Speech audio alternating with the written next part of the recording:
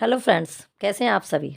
उम्मीद करती हूँ आप सभी मज़े में होंगे और सर्दियों का आनंद उठा रहे होंगे।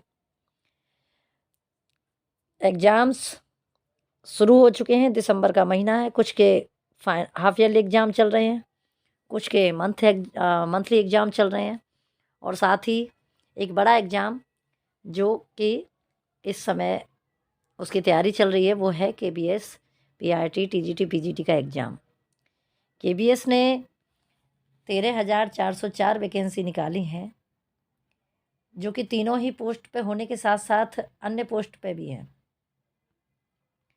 शिक्षक के साथ साथ अन्य भी जो कर्मचारी होते हैं केबीएस डिपार्टमेंट में, उनके लिए भी ये वैकेंसियों में से हैं। अभी पहले की अपेक्षा आपके केबीएस के एग्ज़ाम में सिलेबस में काफ़ी चेंज आया है और अब के जो मेन चेंज है वो ये है कि केबीएस ने जो पाठ्यक्रम में 6 to 12 के पाठ्यक्रम में लगाई गई जो पुस्तकें हैं हिंदी की और अन्य सब्जेक्ट की, उन सभी को ही सिलेबस में रखा है। ये सभी बुक्स एनसीईआरटी और सीबीएसई द्वारा रिकमेंड की गई हैं। तो इनमें से हिंदी की पाठ्य पुस्तक 6 to 8 तो जो पुस्तक रखी गई है वो है, जो कि टीजीटी के तौर पर रखी गई, वो है बसंत, कोर्स ए की बसंत। और कोर्स ए के ही अंतर्गत रखी गई है 9 to 12। 9th और 10th में है क्षितिज और कृतिका। 11th-12th में है आरोह और वितान। इसमें से जो पीजीटी है, मतलब 11th-12th की जो पुस्तक है, आरोह भाग 1 और आरोह भाग 2, जो कि पीजीटी एग्ज़ाम के लिए सिलेबस है, उसका पहला चैप्टर है, आरोह भाग 1 का पहला चैप्टर है मुंशी प्रेमचंद द्वारा लिखा हुआ नमक का दरोगा। इस चैप्टर के संदर्भ में मैं आज आपके लिए लाई हूँ मुंशी प्रेमचंद जी का जीवन परिचय। तो पहले हम पढ़ेंगे मुंशी प्रेमचंद जी का जीवन परिचय, उसके बाद हम चैप्टर पर नज़र, जो पाठ है नमक का दरोगा, उस पर नज़र डालेंगे। तो अभी चलिए शुरू करते हैं मुंशी प्रेमचंद जी का जीवन परिचय। तो इसमें आप देखें, मुंशी प्रेमचंद जी का मूल नाम क्या था। मूल नाम माने जो उनका पत्रिका का नाम था वो था धनपत राय, और इनका जन्म हुआ था सन 1880 ईस्वी में उत्तर प्रदेश के लम्ही गांव में। इनकी जो प्रमुख रचनाएं हैं वो हैं सेवा सदन, प्रेमाश्रम, रंगभूमि, निर्मला, कायाकल्प, गवन, कर्मभूमि, गोदान, जो कि एक उपन्यास है, सोजे वतन, मानसरोवर, इसके 8 खंड हैं मानसरोवर के। कहानी संग्रह है कौन सा, गुप्त धन, करबला संग्राम और प्रेम की देवी एक नाटक है।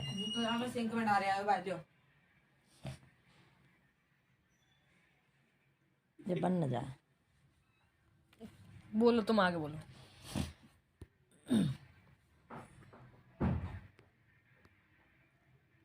तो इसमें विविध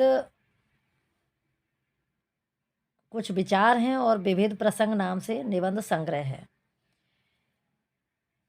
56 वर्ष की उम्र में प्रेमचंद जी की मृत्यु हुई 1936 ईस्वी में। प्रेमचंद जी को महान कथाकार और कथा सम्राट के नाम से जाना जाता है। तो हिंदी कथा साहित्य के शिखर पुरुष माने जाते हैं प्रेमचंद। कथा साहित्य के इस शिखर पुरुष का बचपन अभावों में बीता। स्कूली शिक्षा पूरी करने के बाद पारिवारिक समस्याओं के कारण जैसे तैसे बीए तक की पढ़ाई कर पाए थे ये। अंग्रेजी में एमए करना चाहते थे प्रेमचंद जी, लेकिन जीवन यापन के लिए उन्हें नौकरी करनी पड़ी। सरकारी नौकरी तो मिल गई उन्हें, लेकिन महात्मा गांधी के असहयोग आंदोलन में सक्रिय होने के लिए, माने असहयोग आंदोलन में भाग लेने के लिए, उन्हें नौकरी से इस्तीफा देना पड़ा, त्यागपत्र देना पड़ा। राष्ट्रीय आंदोलन से जुड़ने के बाद भी उनका जो लेखन कार्य था वह निरंतर चलता ही रहा।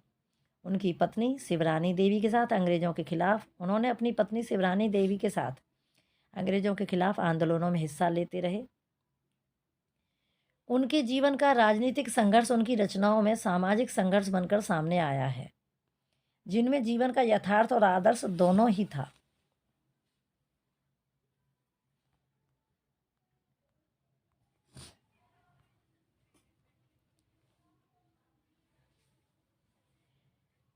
इसमें आगे है, हिंदी साहित्य के इतिहास में कहानी और उपन्यास विद्या के विकास का काल विभाजन प्रेमचंद जी को ही केंद्र में रख करके किया जाता रहा है। जैसे कि प्रेमचंद पूर्व युग, जब प्रेमचंद जी ने लिखना प्रारंभ नहीं किया था, उनसे पहले का जो युग था उसमें जो साहित्यकार थे जो कि लेखन करते थे, प्रेमचंद युग, और प्रेमचंद जी के जो समकालीन लेखक थे, और प्रेमचंदोत्तर युग, और प्रेमचंद जी के बाद का जो समय जिसमें कि लेखकों ने अपनी रचनाएं की, इन 3 युगों में उपन्यास और कहानी के युग को विभाजित किया गया है। यह प्रेमचंद के निर्विवाद महत्व का एक स्पष्ट प्रमाण है। इसलिए प्रेमचंद ही पहले रचनाकार हैं जिन्होंने कहानी और उपन्यास की विद्या को कल्पना और रोमानियत के धुंधलके से, रोमानियत माने प्रेम पर आधारित जो रचनाएं लिखी जाती थी, धुंधलका माने जो एक स्वप्न लोक की जो दुनिया होती है उससे निकाल कर यथार्थ की ठोस जमीन, यथार्थ माने एकदम सच्चाई की ठोस जमीन पर प्रतिष्ठित किया। किसको? कहानी को और उपन्यास को। यथार्थ की जमीन से जुड़कर कहानी किस्सा गोई तक सीमित न रह करके, जब कहानियों को यथार्थ की जमीन से जोड़ा गया तो वो केवल किस्सा मात्र नहीं रह गई थी, अब वे पढ़ने पढ़ाने की परंपरा से जुड़ गई थी। इनमें उनकी हिंदुस्तानी जो शैली थी प्रेमचंद जी की, हिंदुस्तानी शैली मतलब हिंदी उर्दू मिश्रित जो भाषा थी, उसका विशेष योगदान रहा। प्रेमचंद जी के लेखन में हिंदुस्तानी भाषा अपने पूरे ठाट बाट और जातीय स्वरूप के साथ नजर आई है। उनका आरंभिक कथा साहित्य कल्पना, संयोग और रोमानियत के ताने बाने से बुना गया था, लेकिन एक महान कथाकार के रूप में उन्होंने लगातार विकास किया और पंच परमेश्वर जैसी कहानी तथा सेवा सदन जैसे उपन्यास के साथ सामाजिक जीवन को कहानी का आधार बनाने वाली यथार्थवादी कला के अग्रदूत के रूप में सामने आए हैं। यथार्थवाद के भीतर भी आदर्शोन्मुख यथार्थवाद से आलोचनात्मक यथार्थवाद तक की विकास यात्रा प्रेमचंद जी ने की है। आदर्शोन्मुख यथार्थवाद स्वयं उन्हीं की गढ़ी हुई संज्ञा है। मतलब आदर्शोन्मुख यथार्थवाद का जो प्रतिपादन किया उसको एक नई शैली के रूप में लाए वो प्रेमचंद जी हैं। उन्हीं के द्वारा आदर्शोन्मुख यथार्थवाद को बताया गया है, समझाया गया है। यह कहानी और उपन्यास के क्षेत्र में किए गए उनके ऐसे रचनात्मक प्रयासों पर लागू होती है जो कटु यथार्थ का चित्रण करते हुए भी समस्याओं और अंतर्विरोधों को अंततः एक आदर्शवादी और मनोवांछित समाधान तक पहुंचा देती है। सेवा सदन से प्रेमाश्रम आदि उपन्यास और पंच परमेश्वर, बड़े घर की बेटी और नमक का दरोगा आदि कहानियां ऐसी ही हैं। बाद में इनकी रचनाओं में यह आदर्शवादी प्रवृत्ति कम होती चली गई और धीरे धीरे वे ऐसी स्थिति तक पहुंचते हैं जहां कठोर वास्तविकता को प्रस्तुत करने में वे किसी तरह का समझौता नहीं करते। गोदान उपन्यास और पूस की रात और कफन आदि कहानी